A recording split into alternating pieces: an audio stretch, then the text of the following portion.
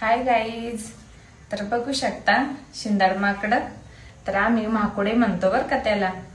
तुम्ही काय म्हणता नक्की सांगा. तर आमच्या मुलींना आहे ना माहिती नव्हतं शिंदाड माकड म्हणजे काय.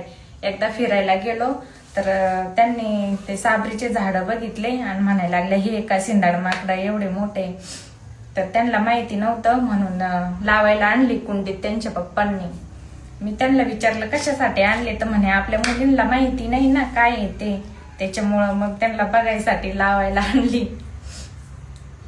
तर कोणाकोणाला माहिती नक्की सांगा. आमच्या आदिवासी याची भाजी बनवतात बर का. ते पण पडायला लागले खाली. लावून घेते आता. कोणाकोणाला माहिती नक्की सांगा कमेंट करून.